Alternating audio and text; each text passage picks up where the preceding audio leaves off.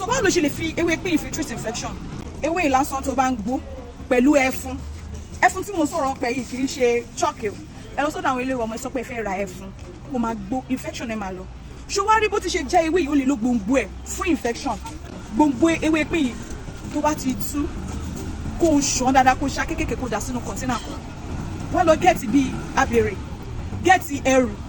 tó bá fẹ́ lo ẹrù yẹn tó bá jẹ́ ọkùnrin wọ́n máa ń like ẹrù yẹn kó jẹ́ 9 pieces tó bá jẹ́ obìnrin kó jẹ́ bíi 7 pieces. Kó wá gẹ́ẹ̀tì àwọn nǹkan bíi bọ̀ní o lè gẹ́ẹ̀tì kànáfùrù àwọn nǹkan tó wà òkè fún infection kó wá mix ẹ̀ kó soak ẹ̀ before you know it infection don disturb ẹ̀ ó máa disappear. Another thing tó bá jẹ́ ọkùnrin àti tó bá tó time tó ń lò ṣùgbọ́n ọkùnrin tó bá ti ní infection tẹ́lẹ̀tẹ́lẹ̀ ó máa ṣubú lórí òbò tó bá tó time kò sí bó ṣe lè mọ̀ ṣe wọ́n máa ṣubú lórí òbò ìyẹn ló máa pè ní wọ́n máa ṣe consum wọ́n máa ṣe gbẹjọ́ kàmọ́rù 2 minutes man na 2 minutes man ó máa correct erection ẹ̀ tó bá ti fẹ́ pákó gan tó bá tó time tó ti mú dáadáa tó fẹ́ fi correct erection yẹn wọ́n lọ get akọ òkúta 9